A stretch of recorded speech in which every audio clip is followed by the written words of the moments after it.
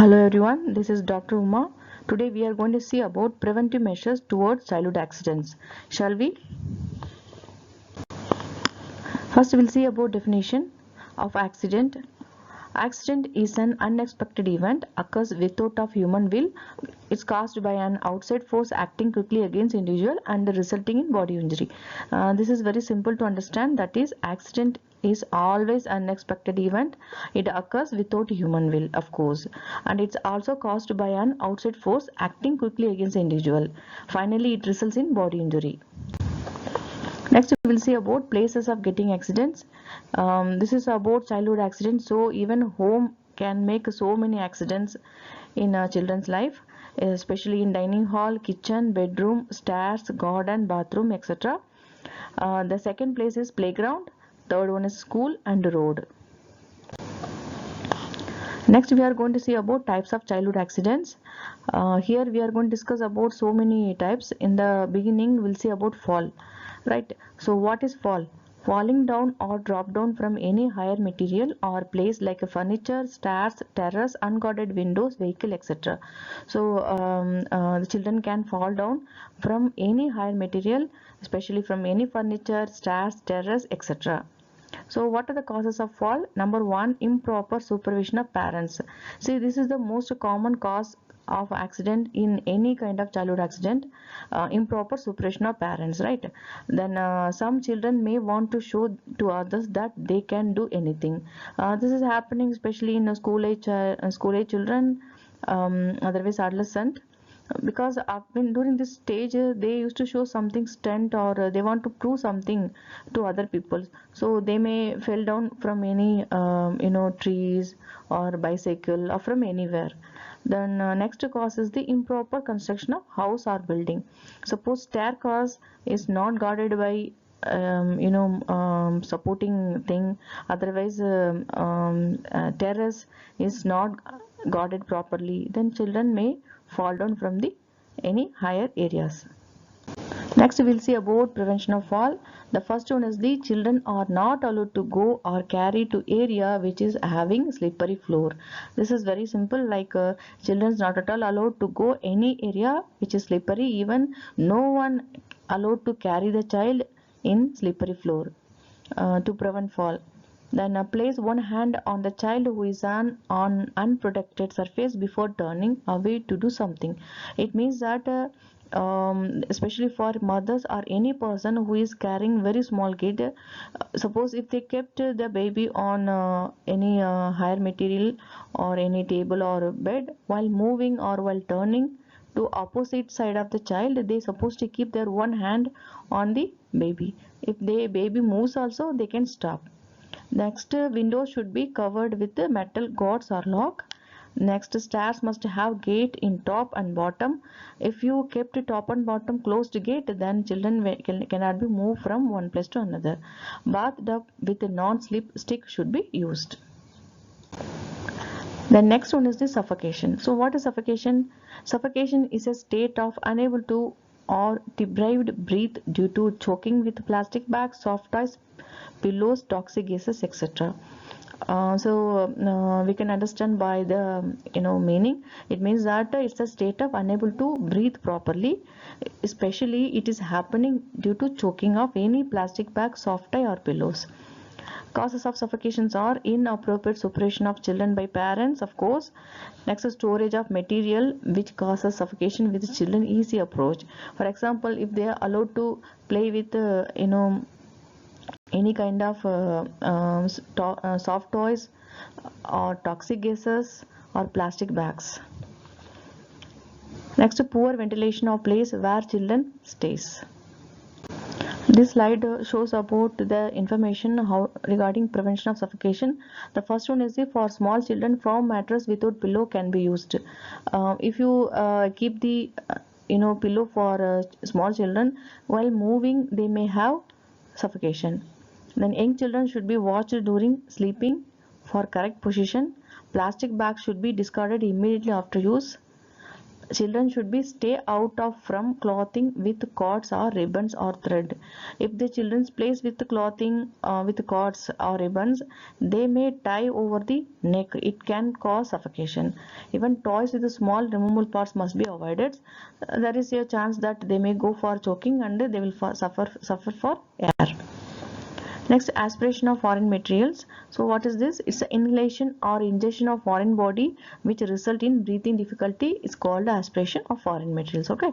So for example, if the children's aspirate the materials which is very small like nuts, dried beans, pins, small parts of toys, coins, medals, nails, chewing gum, balloon, battery, etc. It can go to the respiratory tract. It can obstruct the breathing. So absolutely they will go for aspiration of foreign materials.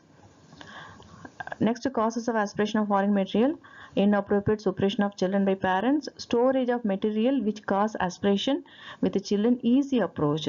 If the materials like for example coins, medals, battery kept with easy approach, children may tend to play with that. Okay, so it should be stored properly. And improper selection of toys. If suppose toys is having small parts which can be removed by the child, so after removing they may put these toys into the mouth. It can cause aspiration, right? So toys always should not have any removable parts. So how to prevent aspiration? Now, first one is the small parts of the toy should be removed. Actually, we supposed to avoid to purchasing or giving to the child with it, small parts that can be removed by the child alone. If you are giving means if you are purchased already, then it's supposed to be removed. Small parts should be removed.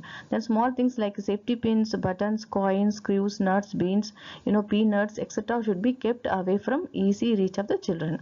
Even children are not allowed to play with the balloons and batteries. This is very important. Children always likes balloons, right?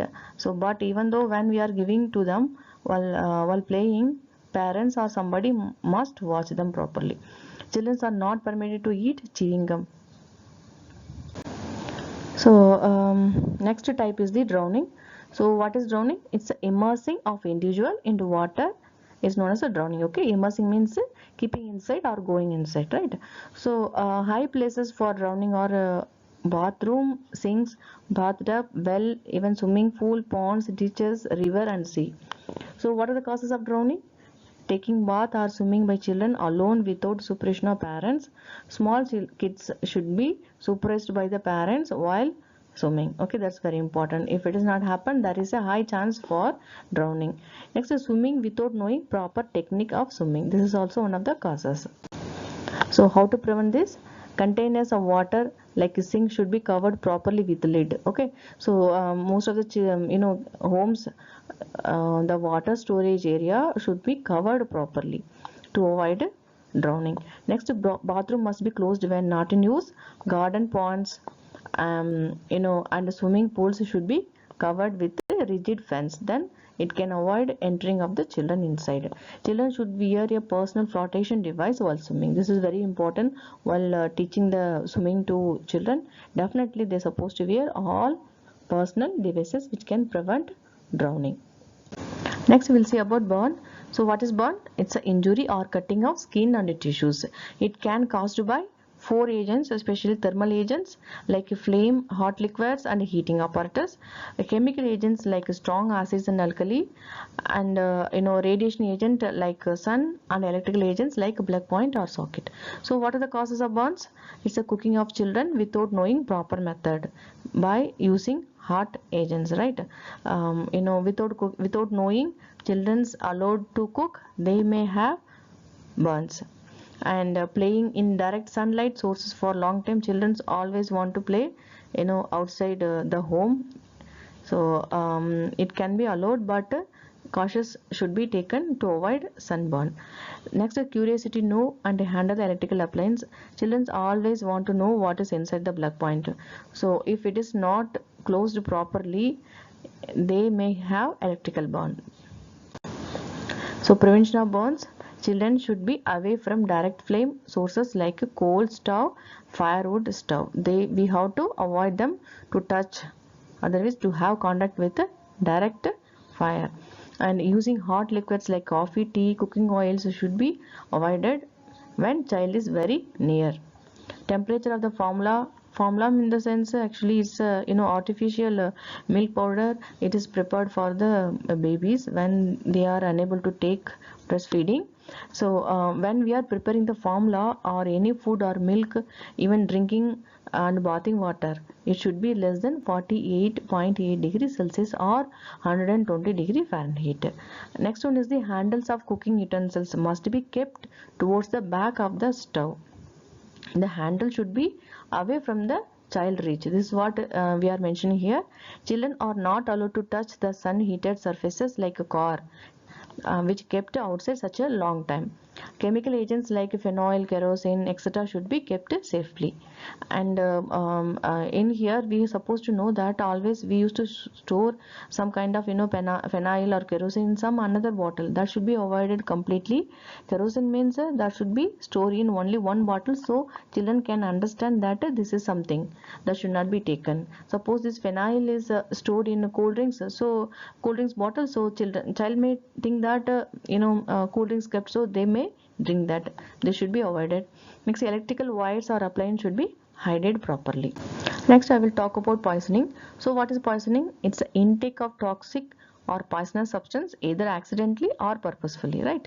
So what are the poisonous agents are the drugs such as aspirin, pesticides, cleaning agents like bleachers, kerosene, cosmetics like perfumes, alcohol, paints containing lead. Okay, so what are the causes of poisoning? Storage of poisonous material with easy reaching of children. This is very important. So if children are able to reach poisoning agents, so absolutely they may drink or they go for poisoning definitely. Okay, so next one is the improper selection of toys such as toys which painted with a lead for children. So what is this actually? So some play materials is painted with lid. Okay, so if they after playing or while playing, children are having habit that keeping everything inside the mouth. So if they keeping the toys which is painted with a lid, so children may go for lid poisoning. Okay, and storage of poisonous without a correct label. How to prevent the poisoning? Poisoning agents should be kept safely in locked cupboard. Of course, dangerous chemical must be stored in their original containers only.